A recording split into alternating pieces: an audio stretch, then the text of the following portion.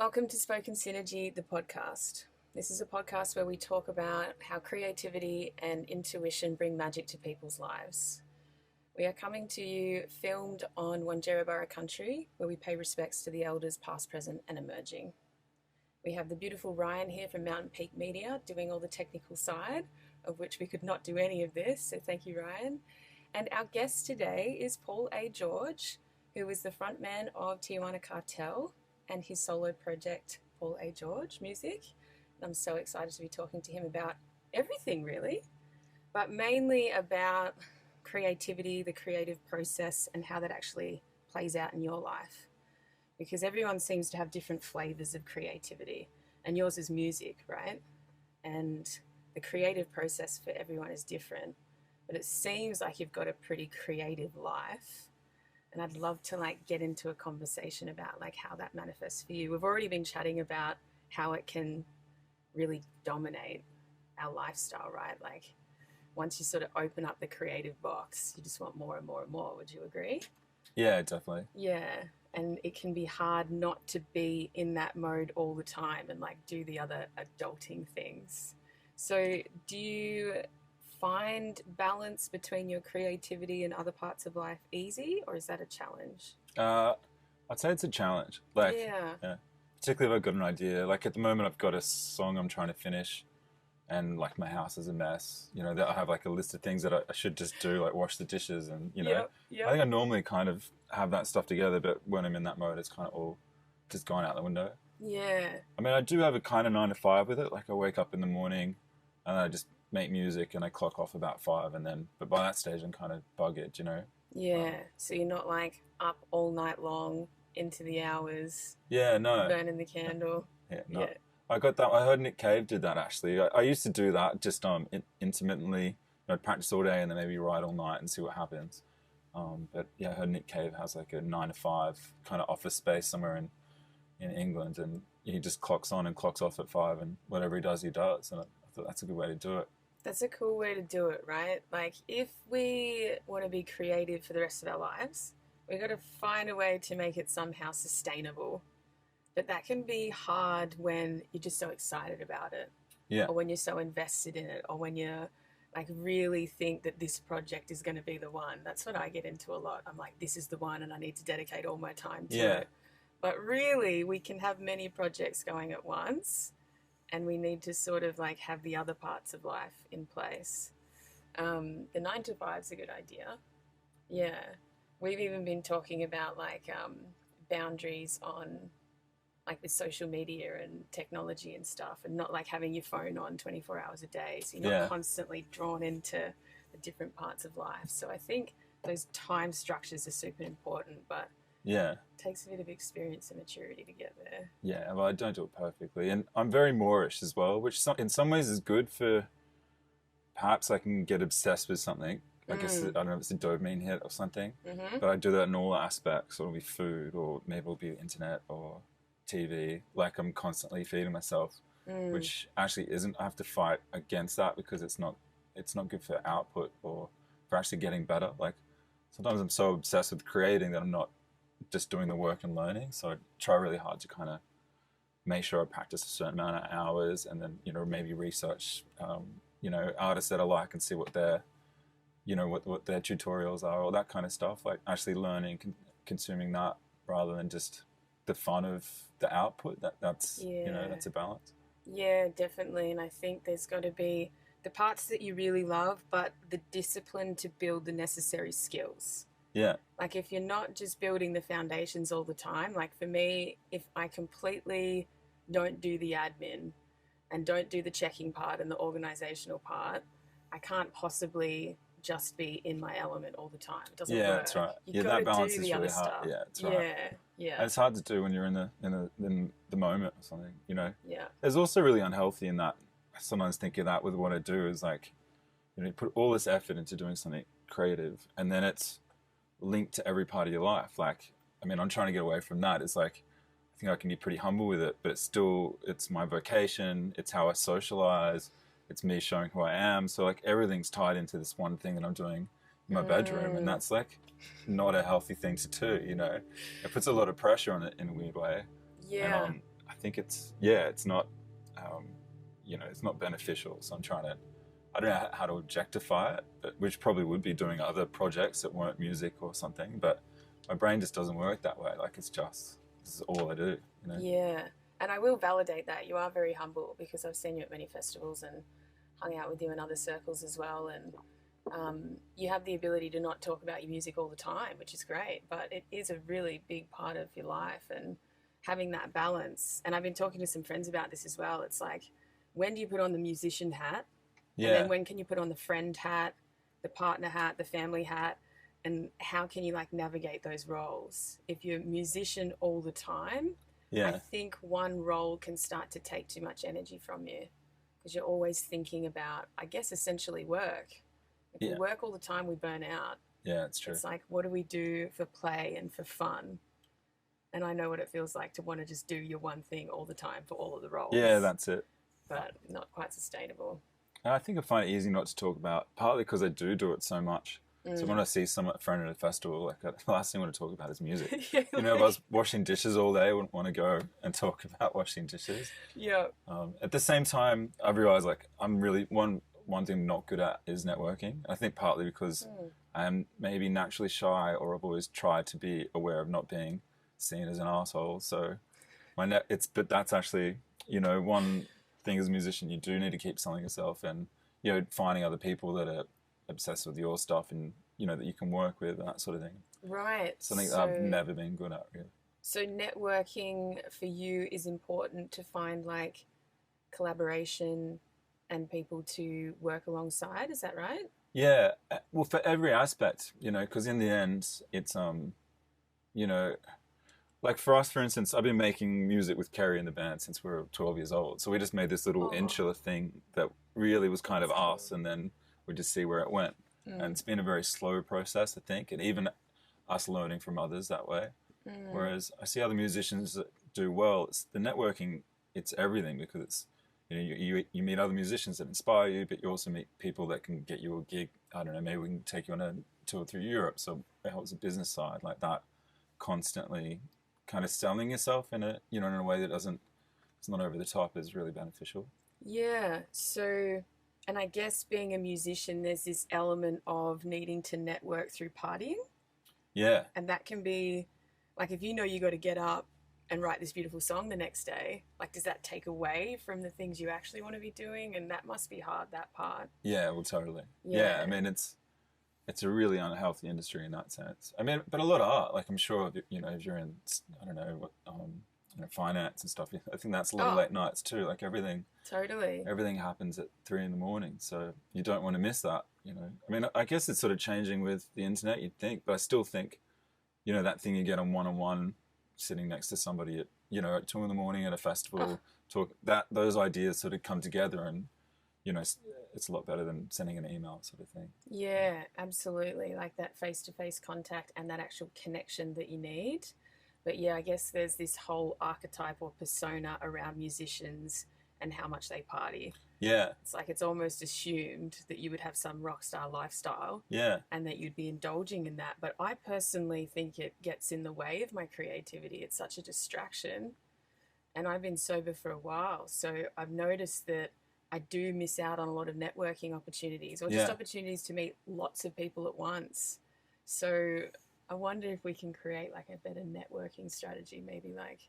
I'm sure we could. I mean, there's one thing also I've noticed that, a lot of the people I've looked up to don't do as much drugs as people think they would, Yes.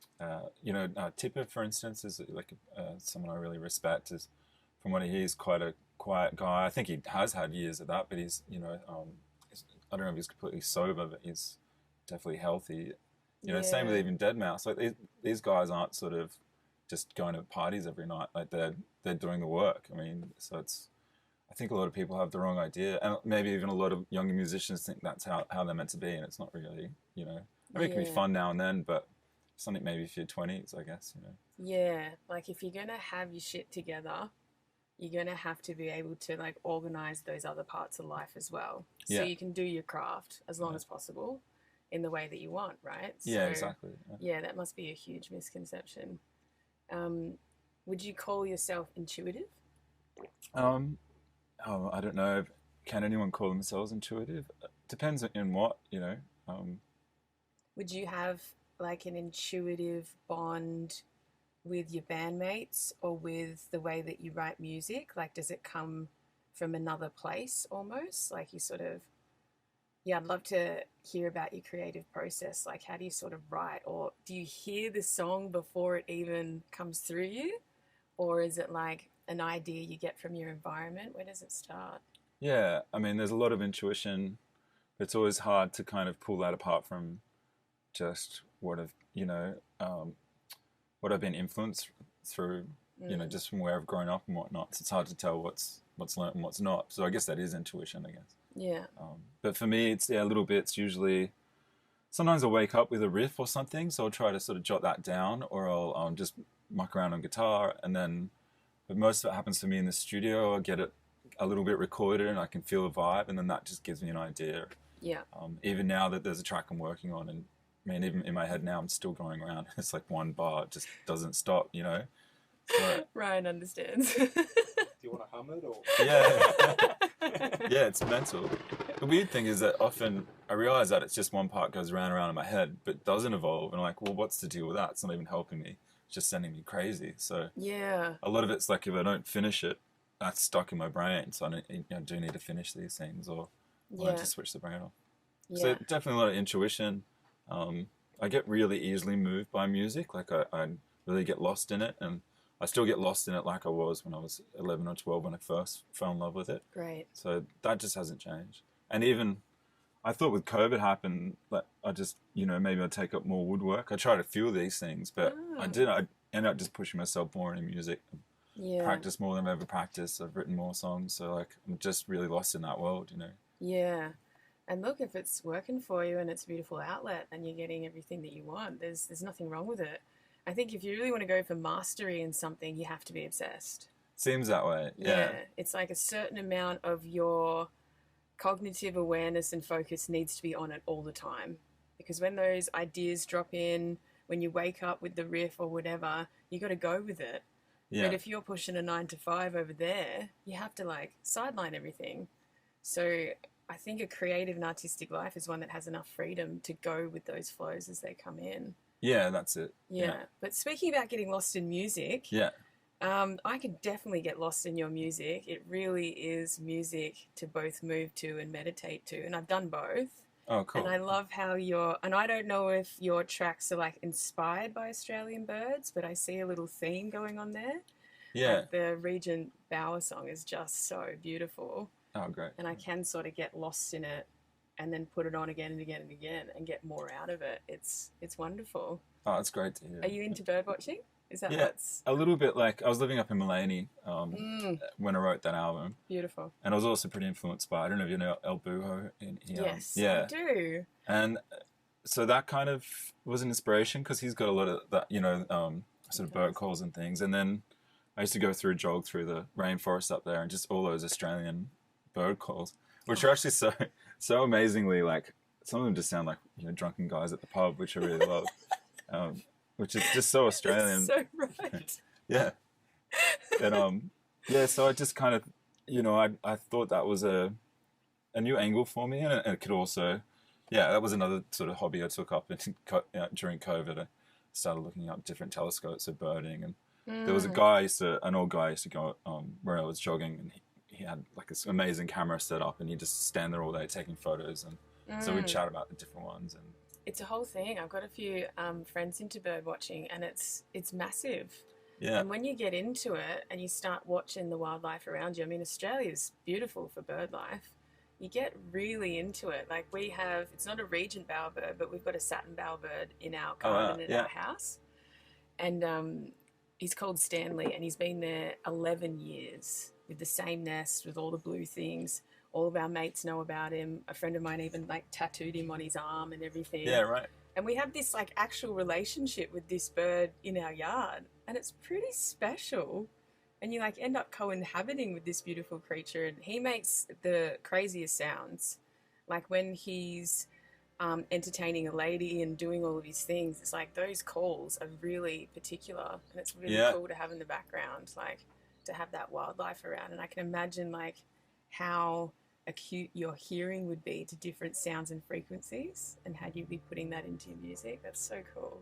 Yeah, you do get influenced by surroundings so much in that sense. But yeah, if you can actually consciously think about it, it's even better, I think. Yeah.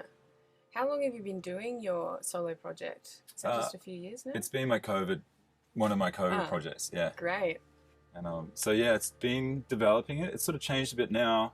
It's good. I ended up working with a label, a German label, 3000 Grab, which is one of my favorite labels. So that was kind of the aim. So I'm just finishing off a few more tracks for that now. Great. So you're touring with Tijuana for Acid Pony. Yeah. Great album, by the way. Yeah, cheers. And then you're doing your side project as well. So that would make you fairly busy. Yeah. And did the side project help you to like branch into other areas?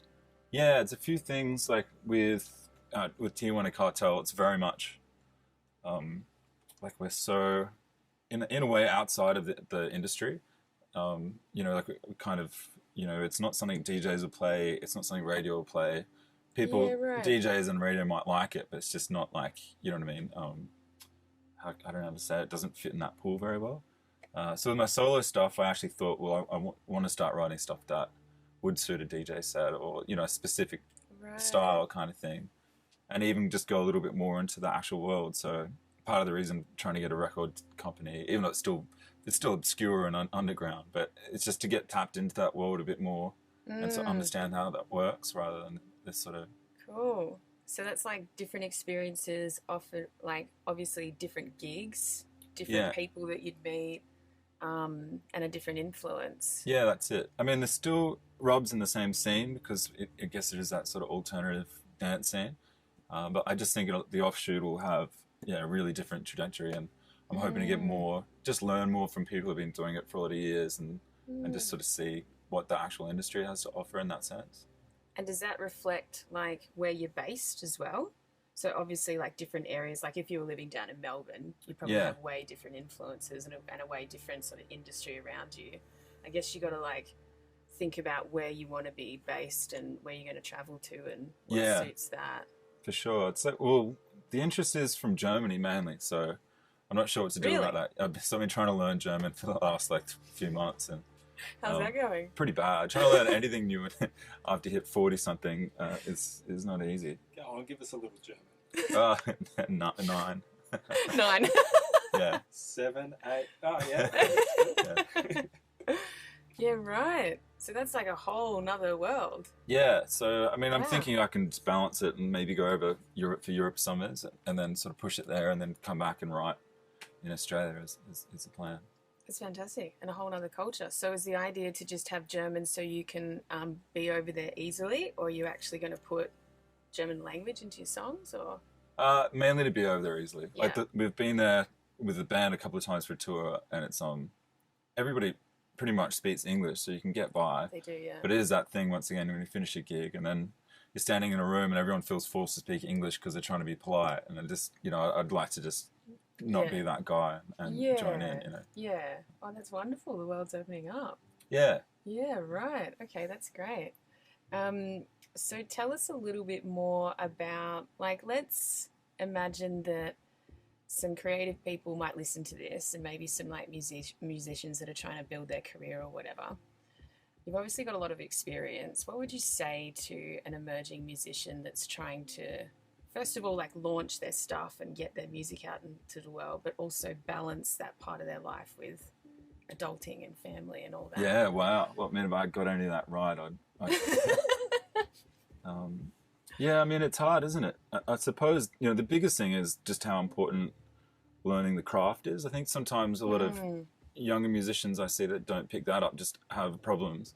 And, there's a few things I'd say. Learn your craft, like practice your ass off and whatever it is. Just make sure you widely know it, but do the hours, and then don't get obsessed in the result too much. The other thing is I see because a lot of it is luck. We've had a career out of it, but it's not like I don't think I'd call us wildly successful. So it's it's really easy to become jaded, and you have to kind of pump yourself up and tell yourself that you're good enough or talented enough to do it. But it is a huge lottery, so there is a chance you could be more talented than anyone you ever met and still end up working at Coles at the end of it. It's just the reality. But I think the secret is not to blame yourself, or there's got to be some way that you can kind of still keep the momentum and learn without it breaking you. Because I have seen a lot of musicians over the years just get really jaded and upset that it didn't work, you know? Yeah, so what I'm hearing is like, don't get attached to the outcome. No matter what, you're going to have to practice your ass off. Yeah. Like constantly. And then there sounds like there's got to be a balance between like enough confidence to get the job done, but also not too much that you don't take yourself so seriously. So it's almost like that emotional regulation, because even if you do get wildly successful, the version of that, if you attach too much to that being the only reason why you're there, then it can get dicey, right? I think that's in anything. It's like no matter what, you're still going to have to be a musician or an artist, which means practicing most days constantly. You can't get away from that. It's like that's whether you're naturally talented or you get there just through so many hours of practice. It's like that's what the artistic life is. I think that's it. Yeah. And I do think people who are generally, you know, not just creative but wanting to put their creativity out in the world, there might be a reason for that. That's like, you know, maybe, I don't know, maybe you had a hard childhood or you weren't loved enough. I don't know, whatever it is. So I think people should be aware of that they should still do it, but just all the danger in that, I suppose, because then putting yourself out there through that when you're already damaged, it's like, it's quite a raw thing to do. It's risky. So somehow you need to protect that, you know. Yeah. You're basically saying, okay, judge me, everyone, judge me. Yeah. It's like I already hate myself now. Now you hate me as much, you know. Not that extreme, but there's something in that, I think. When we were playing, one of the things that came up early for us, and we were talking about this very thing, and it just came out, and I said, we're not a destination band, which means we're not playing and trying to get somewhere. We're just enjoying this thing. We're all doing it because we love it, and it really took that, that element of, if you don't get there, you failed. And I think a lot of musicians feel that. That if they haven't made it, they've failed.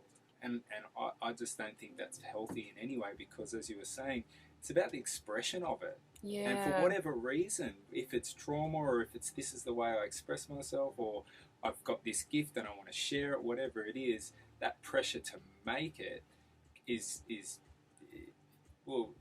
an illusion.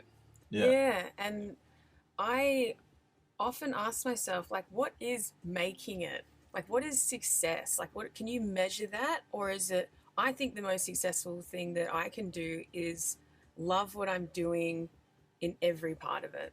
Love the process, love failing, love when I get a win, love when I'm scared about my bank account, love when it's full, the whole thing. It's got to be like the process of, because making it sounds like it's someone else's version of my success. Yeah, that's right. But as we were saying, it's like if you don't have some of the other parts of life sorted and you don't have good people around you and you're not having good experiences, there's such a big risk towards, oh, well, now I've made it. And I feel miserable. And the weirder balance is that sometimes that can be motivating though. So, you know, you do also have to have the carrot a little bit. But I guess just to realise that the carrot's not real. But still, you know, that's the thing. The ultimate illusion. You got to dangle the carrot, but the carrot's not real. Yeah. It's a paradox, isn't it? It is a paradox. But, I mean, that's pretty normal. But I think if people are aware of that, they'll be healthier and probably have a longer career. Like, even, I still love playing, you know, guitar at the back of a cafe or something. And even through COVID, I ended up going boxed down at just in malls in Brisbane and stuff. Oh, right. And I loved it, you know, and you just sit there in the corner and, you know, so, I mean, that's another thing, not to go over too long. I mean, you do have to actually love what, you know, if you're just doing it to get adulation or to get acceptance, then you're not going to go very far. I mean, unless, I don't know, maybe you will, but yeah, the real enjoyment in music is playing it, and you'll probably, you know, you'll love playing it anywhere, like whether it's a shopping center or a cafe or, you know. Yeah, I really love that. It's like if you were only attached to big gigs and big album covers and things, and you would need that every time, and you would need the dopamine to get you there. Yeah. But if you're happy just playing in the mall and one guy listens, then I think that's success for me. That's like, I'm going to do this no matter what because I love it. I think that's a really good reminder for everyone. And I like variety, like we were saying before.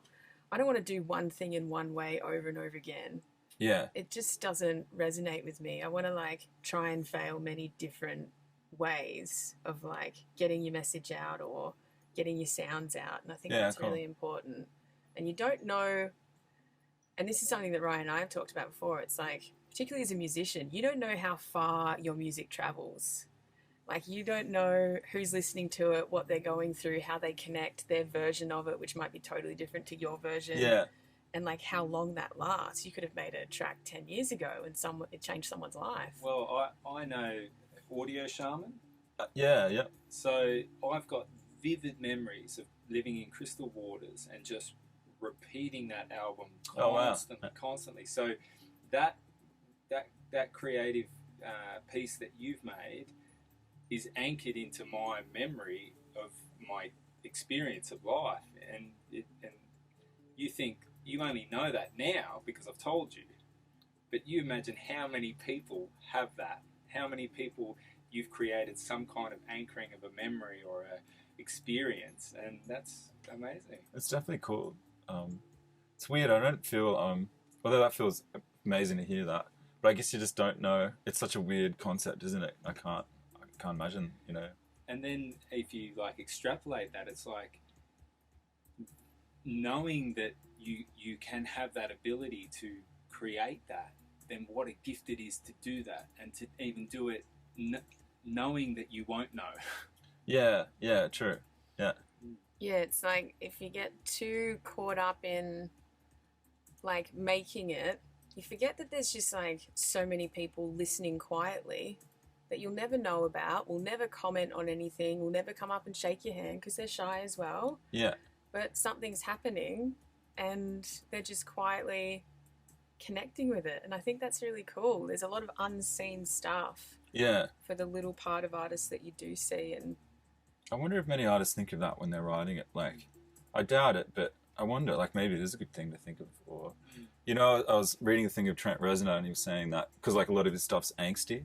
Mm-hmm. And but great you know, as he got sort of older and he just, you know, not as angsty, so he'd look up fans and just sort of look at maybe their Twitter feeds or something and get influence from the angst that they were feeling, or you know, I guess it's different, but that inspiration, like I've never really thought of someone. Sometimes I'll think of a crowd like at a festival and I'll think like if this beat drops will people dance, that kind of thing. Yeah. But I don't think specifically about you know, trying to affect people. Yeah, because you got to also protect yourself from if you drop that beat and nobody dances, that you're still cool. Oh, that's the worst. We've done that. Definitely done that a lot of times. Yeah. And it's hard too, like the way we do it. You know, if you try a new song, and it's great when it works because this and that feelings is amazing. But sometimes you'll try a song and then you'll see everyone walk to the bar or something. You know. And it does happen. And at home, I was dancing to it on the couch or something. I thought it was all right, but yeah, it doesn't always work, you know. Yeah, particularly live gigs versus people that listen at home versus the ones that are likely to share it with their friends or with their partner. It's like there's so much access now. Like people can find your music or anybody else's music fairly quickly as soon as they start searching, and like thinking that the only fans that you have are there at a live venue and they're the ones dancing is like such a small proportion of the influence. And I really love that. It's like if you love the process and you're going to do it no matter what, in the shopping mall or in the festival or whatever, then we've got to acknowledge that there's so much more going on behind the scenes for listeners and for makers and for artists. And I mean, I'm always amazed at who connects with it, you know, like even when we should have known, like I've always listened to kind of, I don't know what you'd call it, like, but just, I guess, psychedelic music and down-tempo and lounge music, just being drawn to that. But I never knew the scene attached to it. Like, you know, growing up on the Gold Coast, I think we just thought we'd somehow start playing in clubs and we'd put flamenco guitar over it sort of thing. And then we were just interested, we didn't even know that whole, I think we got a gig at Exodus Festival years and years ago. And then just walking into that with this this music that we'd written was like, oh wow, it was like there's already a scene here for this. Like we had no idea what we were doing or who was going to connect with it. Like it's interesting for me. Yeah, I guess you got to open up your own world, and then you get your own influences. Like, do you draw inspiration from different crowds, or do you mainly draw inspiration from your own life in different ways? Definitely from crowds and other. I mean, I still get inspired by other music as well. So yeah, it's like a lot of things going. You know, I think when we were younger, we tried to rebel against, once again, like just growing up in a suburb, like anything that didn't seem like it was from Nerang was kind of really interesting. So, you know, my dad spent a lot of time in the Middle East, and my stepdad was Greek, so I think I got really influenced by those kind of cultures or the scales that they used, and you know, but also really, really influenced by a lot of what was, I guess, like English electronic music at the time. Yeah, so it kind of all makes sense now. I make such weird music when I think about it. It's like just, you know, like I'm always trying to figure out how all those elements came together, but they just sort of make sense. Yeah, and I've talked to a few different artists as well about, it's like you draw from your own past, you draw from your own story, your family, you draw from your own experiences, but there's only so much of that you sort of remember and actively connect with, and then you start drawing from everything. Yeah. Like one nature sound can build a whole idea and a story, or one thing that you witness in someone else can then become inspiration to like express that in a way. Yeah. But if we're always, and I was speaking to an artist the other day, if we're always looking for chaos or darkness in our own story to give us that fuel, we're going to have pretty chaotic lives. We need to be able to just see a color and go, that's interesting. I wonder how I could put that into my project, or how I could use that, or this feeling is new. How would I express that in words or any other tools that I have? So it's cool that you've got those elements, but some of it you're not really aware of how it came together. Yeah, that's it. That. Yeah. And in some ways, only been more aware of it, you know, because there is, particularly in the scene we're in, with, you know, I think they call it ethno beats now, or ethno house, or world music. So many genres. Yeah, I know. You know, I want to be careful that we're not appropriating another culture. Yes. Which is, it's kind of hard to do when you're making that style of music. So it's something it's been good actually, because I had to really think of where my own influences are and why I've ended up here. And I've had to think more deeply about what we're doing and producing. I haven't let it stop me, as in, you know, actually what I found is everyone's very welcoming, particularly when I've gone over to, you know, go to Granada, south of Spain, and study flamenco just to get better, you know, and yeah, everyone's really open and just wanting to share as much as possible. You know? Being aware of the conversation, but then actually going from your own experiences is really important. And I think just that awareness is there too, which is really cool. But yeah, how do we like be influenced by different things but not use that in a way that's disrespectful? Yeah. It can be difficult. It is difficult. And when you like trace origins, or you get really into the culture where that instrument or something is from, I think if you do it well and respectful, then you're honouring the whole story. But I've found the places that I've travelled and the conversations I've had have been really positive, really welcoming, really like, there's no problem here. This is great. Yeah. And I like that. That's been my experience too. Yeah. I mean, in some ways, I think flamenco guitarists, you know, so good that I'm hanging out with. They're like, if you can do it, good luck to you, sort of thing. Yeah, they'd love it. And same with India. That's what we spent a fair bit of time. Actually, years ago, we used to just work for the Marriott Hotel, playing in the lobby. But fantastic experience. Yeah, it was really cool. And we used the time just to, like, we really got into the musical culture of Mumbai, and I studied sitar and just they were also just very like, you know, here's what we know, and you know, what are you going to do with it, kind of thing. It's great. So what influences do you think you'll get from Germany? Well, I'm hoping I'll get some techno influences. You would expect techno, yep. And of course, I mean, there's such a heavy Turkish influence there as well. So there's great musicians everywhere. You're right, yeah. And just the label that I'm releasing these songs on, it's just the standard's really high of the production there. It's so clean, and it's just, you know, it's already influenced me on that level. I have to just raise my production level. And, okay, that's cool. Excellent.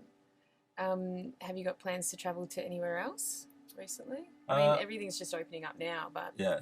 and you're on tour. But I just came back. I was in Seattle for a couple of weeks Cool. to see my sister, because I'm talking about, that was one of my things, like you're talking about, you know, just getting, you know, having a network of friends and letting some come and go. But like my family, I'm lucky to have a really close and good family, so I was nice. really missing them. So I'm trying to make sure. And she lives in Seattle. Yeah, they just moved to Seattle with her husband. And I got another sister in London, so I want to go there soon too. Well, that's convenient that they're all over the world, and then you get to travel to see them. Yeah, it's like free accommodation. Yeah. Yeah, and you need that in London. London's one of my favourite cities. Yeah. Do you, obviously, like when you go to these places, you have an opportunity to go out and see some music and get inspired by live gigs and stuff like that? Yeah. You know, I tried to find it while I was in Seattle. I went to Portland as well. And I couldn't find. I realised I've got such obscure music taste, trying to find stuff is difficult everywhere, you know. Yeah. So I didn't see anything in Seattle, which I regret, because it would have been stuff, but it was harder to find. And I thought, but definitely when I go to London, I'll check out a lot. Yeah, that's really cool. So I just want to ask a few more questions about what it actually means for you to live a creative life. Is there a part of being a full-time musician that's your least favourite, or that's really hard that you've noticed? A few things, but probably like the late nights and then early mornings. Yeah, because you're always gigging at night. Yeah, that's it. Yeah. So for instance, you know, we played in Sydney and then Gossard Friday, Saturday last week, and then I flew down to Melbourne to drive 3 hours out to do a festival. But the night before, I think we got home at like 3 a.m, and my flight was like at 9. I mean, so you have like 2-3 hours to kind of really sleep or figure yourself out. So that takes its toll after a while. Yeah. It's probably my least favorite. Or sometimes, as much as I love them, just you know, overbearing drunk people, which I can be sometimes myself. So, but you know, sometimes it can be hard to deal with. You know? Yeah, absolutely. That would be part of gigs. That would be a part of like your fan base. Yeah. You'd be constantly meeting. And I love it too, because I love that everyone's having a good time, and I've been in that situation, so I want to give it to people. But sometimes, on that, like, you know, 3 months into the tour, and you know, you're starting to get mouth ulcers because you haven't slept or eaten properly, that kind of stuff. Yeah. So it does take a toll on your body and your resources as well. I guess you get pretty good at performing under pressure. Yeah. And that would be all sorts of pressure and stress, right? Yeah, well, that's true. There's always some stress. You know, like even I can think last Germany tour, like all our, except my guitar at first, like all our luggage just went missing. So we had like no gear. And every time we had to do a gig, it was the whole day, like maybe we're driving 4 hours to the next city and you're calling random musicians in the city asking do they have a Korg synthesizer or all the stuff. And we always pulled the show off somehow, but it's like that's like constant stress. Like even I think, to be honest, COVID for us is just like, it's just like another thing. Like we're just so used to hurdles. Yeah, that, you know, just adapt to situations. You do adapt to it. Yeah, okay. So I do think I hear that's pretty common for a lot of creative people. I think we're used to having a lot of shit thrown at us because it's not there's no minimum wage, there's no union, it's the most capitalist thing there is, considering most of us are all socialists. It's like, yeah, right. You know, you get paid what you can get. There's no safety net in that sense. Yeah, for sure. No, that makes sense.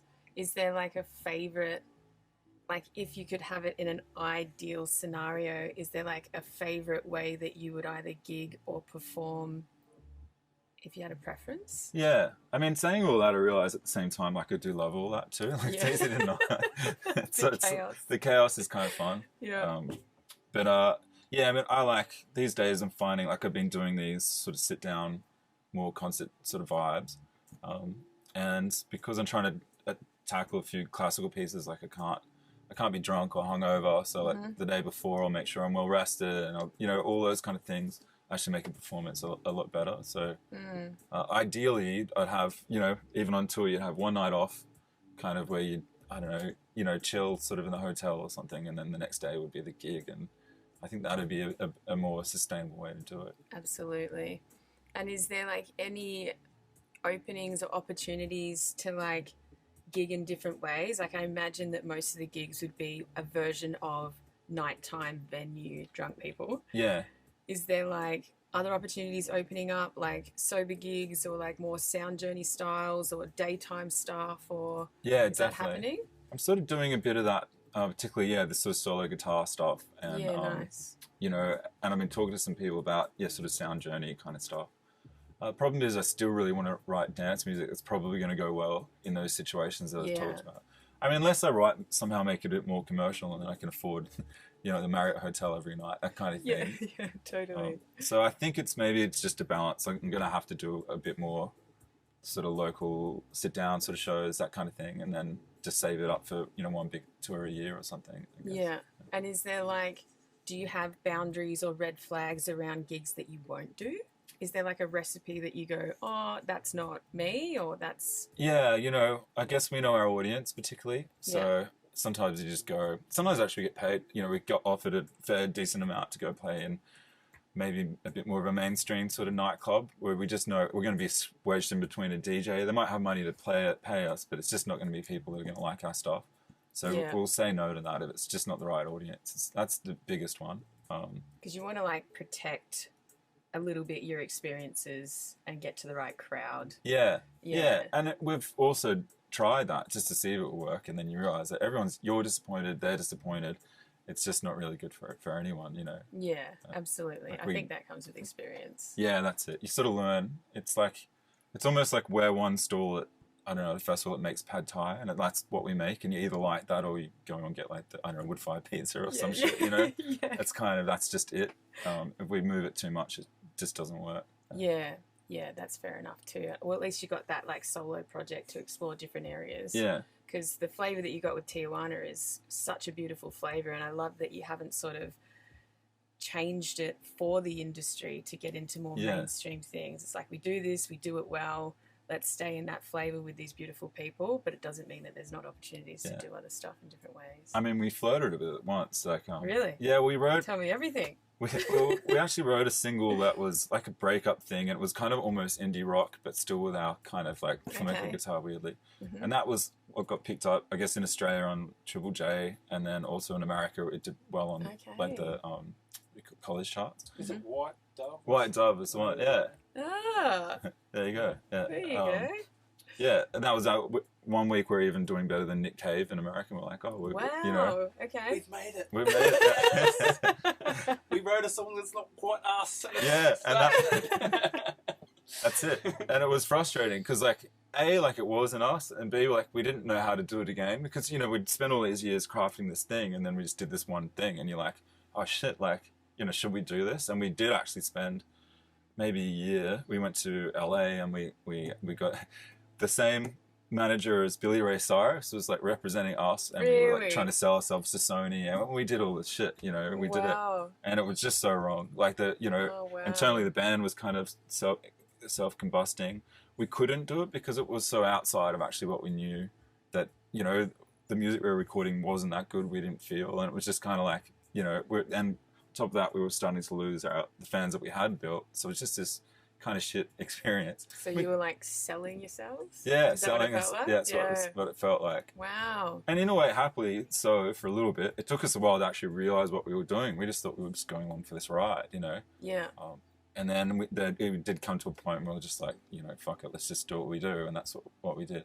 And instantly we lost all the radio play and all that stuff just went, you know, almost when we made a decision. But luckily the crew that we had built, you know, particularly in Australia, kind of forgave it, so we're still doing it. So. That's cool that there was an opportunity to live that and to see it and experience it. Like, what would it take for me to go into that, like, made it program, and what does it feel like, and how far into it you go before you realize, actually, this isn't me? Yeah. That's a really cool experience. And I shouldn't say it was, you know, it was definitely that we realized who we were, but also realized to go how many things you actually need. I do respect people that make it work in that, because they have to have so many things going for them. Yeah. And it's just, you know, us doing it independently, you can sort of fuck up more in a way. Like, okay. You know, whereas at that sort of thing, when you've got this whole industry looking at you to perform, and if you don't have everything in a row, and they'll just grab someone else that does have everything in a row, and then you have to go get a real job or something, you know, like it's... So you're easily disposable. Easily disposable. It's like, so in a weird way I have respect for it, but... You know, I'm happy with our journey, I guess. Yeah, and it sounds like you've got a group of people that really love what you're doing, and that's everything, you know. And they'll probably be pretty loyal as well. If you stay in that sort of really beautiful vibe, then they're always going to be there. And you may have traded it off for like way more people, but they may not have been ever as connected. Yeah. You know? Yeah, we know, I mean, we know our fans pretty much, like their family. And there's been people who come seeing us for 15 years. They still come to every show. It's just, beautiful. It's cool, you know. Yeah. And they'll probably be there no matter what. Yeah, we'll be all in a retirement village. So you'll just be entertaining them. Yeah. That'd be so cool. Awesome. All right, I love that. There's one thing I did want to share on Tijuana's Facebook page for International Women's Day. I just thought this language was beautiful and I wanted to share it. You guys said, we look forward to a day where gender parity is the norm, where it's not unusual for us to have a female percussionist, when our manager isn't asked which band member is her boyfriend, where there can be the same amount of women on a festival lineup as men. I think that's just a really nice way of saying, like, we're not there yet. Yeah. Particularly in your industry. I'm not really in any industries, so I don't see it, but maybe mine would be a little bit more feminine, for lack of a better word. But I thought that was really cool. And your percussionist and your manager must be getting pretty tired of those same sort of things that people say. But I think we're getting there slowly, aren't we? Particularly festival lineups are getting more balanced. And I know a lot of women that are now sort of emerging into that area with their music and everything. So it's happening. Yeah, it's definitely happening. It's true. And it's good not to get too impatient with the process. Like, as long as there's progress and the respect's building, then I think we're on the right track. But yeah, it's true. It'd be good if it happened quicker, but, you know, middle-aged white men, we get pretty defensive when our shit gets fucked with, sadly. You know. But yeah, I think, funnily enough, it seems we're surrounded by a lot of women in at the moment in music. Like our good friends Hussey Hicks, Felicity Laws, who I always play with, and there's more people that work for us that are women than men. So it's kind of weirdly in our scene, it seems to be changing fairly. Yeah. I mean, still not rapidly enough, but you know, it's happening. Yeah. Yeah, and I guess like you got to look at the progress in this country, in your area, in the industry. It's like the change is happening everywhere, just at its own pace. So. Also, that blokey thing of one thing I did hate about touring was that kind of blokey. You know, that backstage everyone's like drawing dicks and it smells like, you know, just BO, and it's just like I didn't really like that sort of hyper masculine culture. And anyway, it was like I had no idea that would be happening. Yeah, it's like, I mean, I don't think our band was ever that, but that's generally, you know, most band rooms around Australia are like that. They're just little tiny horrible pits, and then touring, everyone's fighting in the van or something, and it's just that over masculine culture gets a bit boring, you know. Fine. Wow, okay, that gives me a good indication that, yeah, as a female coming through, you would be saturated by that, and that'd be really hard to, like, speak about boundaries and things that you would need to be in there to get the support that you needed. And, yeah, it's like it's all so concreted in, but I feel like the concrete is cracking everywhere. Yeah. It's just like, suddenly we have this awareness that it could be better. Not that that's wrong. It's just that things are changing and that could be better. And it is about those conversations that we all have day to day, all the time. So, that would be a very interesting part of touring. And it's probably a good example where by getting more women into it, I'm not saying that there is a way a man or a woman does it, but sometimes it's just a better atmosphere. You know, like backstage isn't so blokey and annoying and like that. It's kind of... Yeah, it's good for everyone, and it smells nice. There might be a nice candle. Yeah, exactly. Yeah, awesome. Yeah. Beautiful. So, sounds like that's all happening and changes on the horizon. What are you focusing on moving forward? Obviously, you're on tour. Yeah. Do you have some cool opportunities coming up with your solo project as well? Yeah. So, what is it? At the end of this month, I've got a single coming out with 3,000 grads. So, sort of putting a lot behind that. Awesome. And then I'm still working on an album for that, or an album for Tijuana Cartel. Mm-hmm. And we're touring. We're finally touring. You know, so, yeah. And can we find all of that on Spotify when it's out? Or yeah, it should be. Is Spotify the best way to find your music and support you? Or is there a more direct way? I believe so. I mean, you know, it's always good to get... any social media follows helps because then I can just talk to people directly. Beatport's good, or Bandcamp as well, because at least we get more money that way. Oh, okay. But Spotify is cool too. So Okay.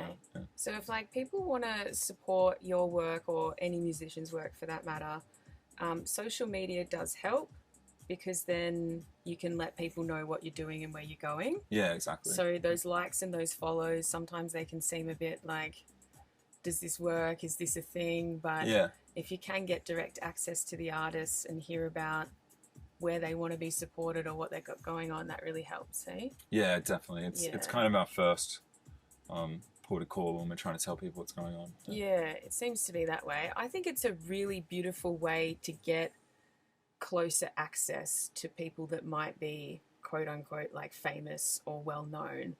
It's like they're right there. You can see what they're doing. You can see a little snippet of their personal life, and it's not just a shiny album that comes out every few months. Yeah. It's actually like this more intimate experience. So as much as we complain about social media and find it hard in many ways, it is a way for like the world to open up to people. Yeah, it can be handy. I mean, it sucks too. Like, I don't want to be on Instagram every day. No.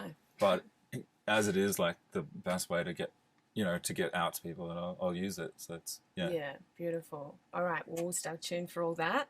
What we're going to do, with your consent, is we're going to take a little break and set up for just the last segment of the podcast, which is called the Big Cosmic Joke section. Yeah. I'm just going to ask you a bunch of questions, which makes us remember that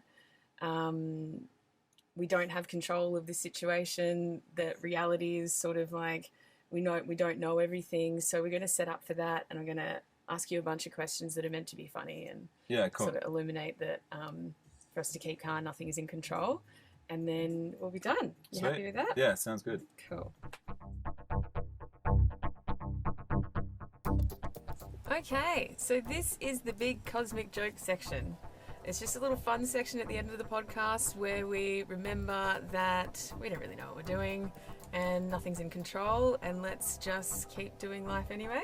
So I'll ask you a bunch of questions. All you have to do is answer spontaneously. My mantra is first voice, best choice, and we'll fumble our way through it. Cool? Yeah. Awesome.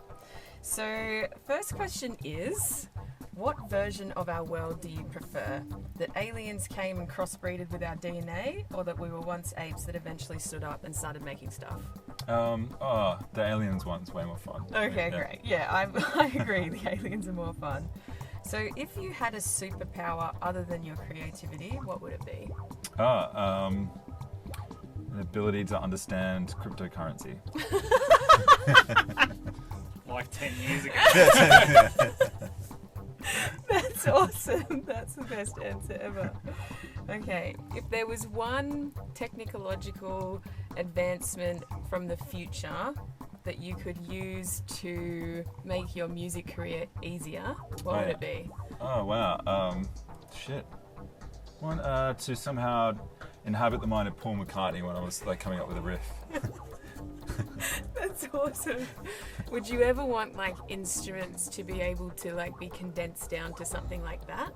So you could take your instrument anywhere you went? Really great for, definitely. Yeah. I was always thinking like it must be inappropriate for you to like take your instruments wherever you want to go and just wouldn't look as rock star like just playing this. But then maybe it like expands. Well, yeah, that is every musician would want put that. it in your pocket. Yeah, that'd be genius. Yeah. Someone should do that. Yeah, someone should do that.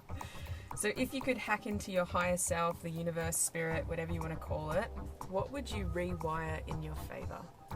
Oh, right. I was going to say, I don't know, I'd take away human misery just because, like, why not? You might as well say it somewhere, but yeah. Oh, that's wonderful. That would be really nice, actually. Or would it just be really boring? Would it be just like, oh, yeah, everything's good all the time. Maybe we already did that. And we were like, I don't know.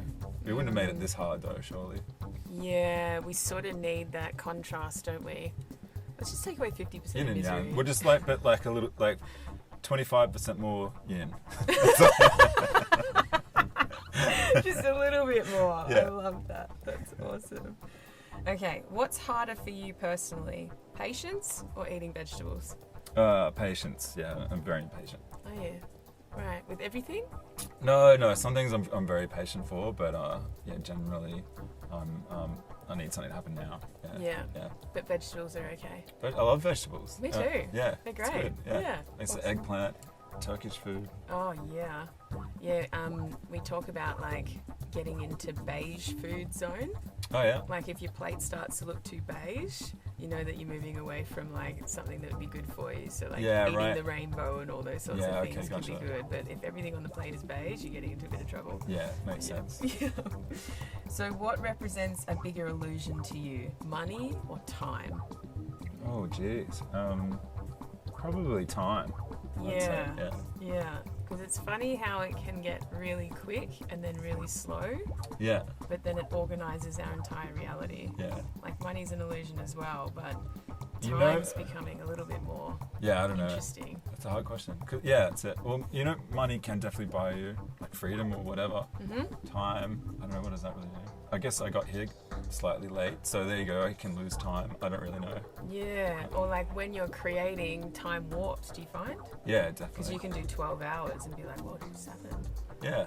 But then when you're doing something really stressful and your nervous system's all excited, I find that like minutes don't go quick enough. Yeah. I'm like, it's only been 1 minute. What's happening here? Yeah. It's like the only thing more cruel than money is time. Yeah, pretty much. And both of them together, we've got a pretty dicey situation. They suck, really. Yeah.